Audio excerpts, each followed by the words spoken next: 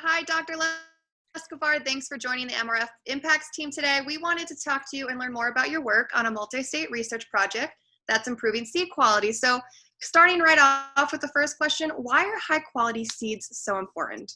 Why quality is important? So when the conditions are optimal for germination and emergence, we know that that small seed will produce a seedling that will be transformed into a plant, into a crop, and certainly that will produce the final products, which could be more seeds for the next generations or could be fruits.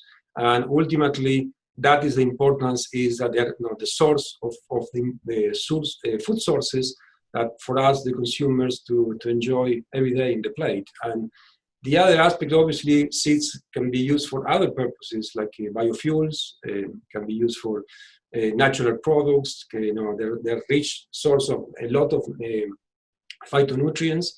They can be used for beverages. They can be used also in revegetation, natural environments that allow us to enjoy the same as all many animal species. What were your goals for this particular project? And so as you know, this is a large group now with more than 11 states with different seed components in seed biology, technology, physiology. Mine is related to improving actually one step further, is the seedling and the transplant quality. So here we have the concept of transplant quality. Basically, I like to produce a vigorous transplant that be able to grow uniform, but also to tolerate the stresses we call abiotic stresses, drought and heat stress, which are very important. And the idea basically is that that plant will produce a uniform crop in less time because we're using transplants. And that meaning that the farmer will utilize less inputs, and certainly what we would like at the end of the day is that they will increase the profits. Basically, because transplants grow in containers, so they grow in nurseries, so they are basically exposed to a root confinement. By just being in that root confined environment, it creates a different situation for those seedlings to grow.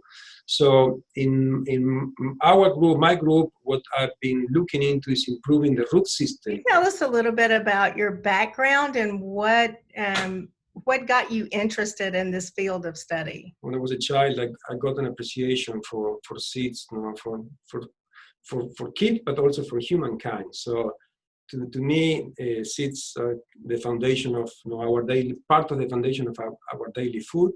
Whether we consume seeds or whether we consume the products from the seeds. So, and certainly they contribute to our health, our nutrition, and also to our environment. So again, as I mentioned, for us and for animals to enjoy. So, but it really started when I did my master's at UC Davis.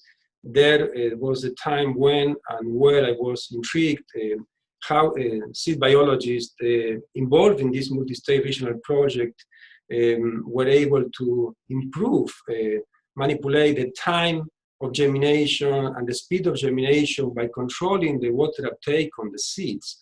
And this is very well known back in the late 80s as a process called priming. And then when I moved for my further graduate studies at the UF in the University of Florida with my mentor, and I was lucky to really interact with different groups, sectors, the seed companies, the transplant nurseries, as well as the growers and the producers, and understood much more the importance of to have a high transplant quality, you need to start now with a good seed quality. And so that was really the initial stages for me then to carry on what I'm doing now in Texas.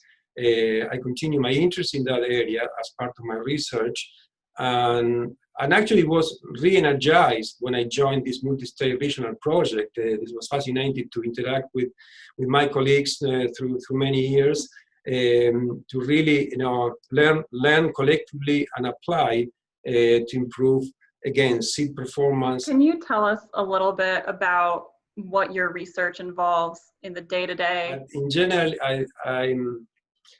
before coming to the research center, I like to spend just a few minutes to connect with the news, to see what's happening in the world, in agriculture, in the seeds and the food systems through different news media.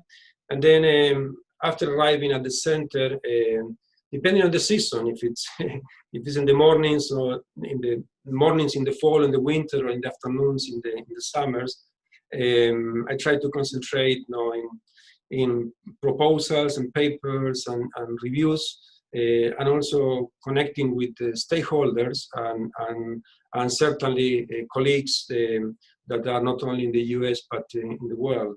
So I spend quite a bit of time with colleagues scattered worldwide in brainstorming ideas for scientific exchanges and developing future symposium in relevant topics centered around seeds and transplants. And the other time, obviously, I spend this in the field, like you mentioned, the field, laboratory, greenhouses, and grow chambers, and just basically visiting them, the different experiments, interacting with the graduate students and the staff, and then getting together in the lab, bi-weekly or weekly, depending on the needs for the projects, to discuss what is being working, what are new findings. What are some challenges of doing this type of work?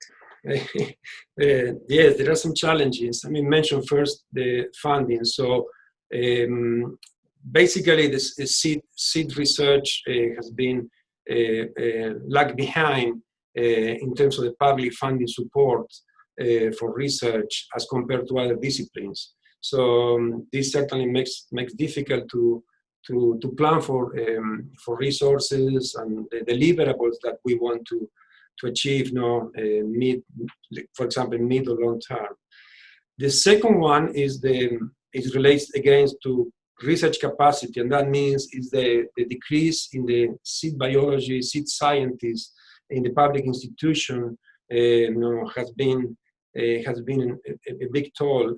Many have downsized, so there's an erosion of scientific experts, and many have not been replaced. Another one, in my view, is in relation with the industry. If I think back 2-3 decades, from my experience, especially working here in Texas, back then the industry, we used to have much more seed companies, a higher number of smaller seed companies.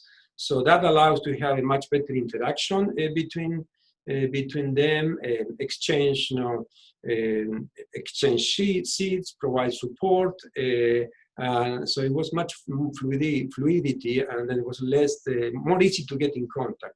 Now, with the mergers and consolidations of many of those companies into large companies, that process is more difficult. And another, I think, is, if you just start this career again, it's important to consider that you have to establish good relations with the stakeholders, and to have effective partnerships with the transplant nurseries and growers. At the beginning, it can be a challenge because they are very busy, the day-to-day operations. Once you listen to them and understand the problems and come back with some ideas for potential solutions, that becomes an opportunity and become partners of your research. What would you say is your biggest accomplishment from this particular project? I feel really a great sense of accomplishment, satisfaction when you share the information, the knowledge that you have received, you experienced, and communicate through different means to stakeholders, to growers, to colleagues, to industry, to students.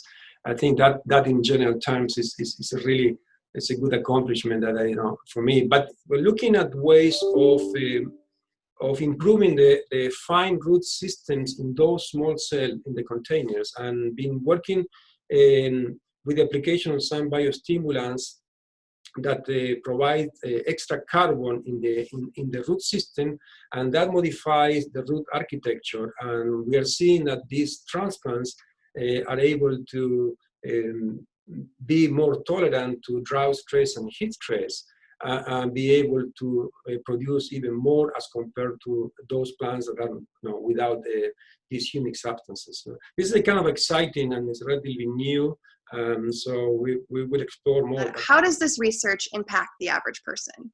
So we know that every seed represents a plant or a young plant that has the capacity to produce, like I mentioned before, more seeds or fruits.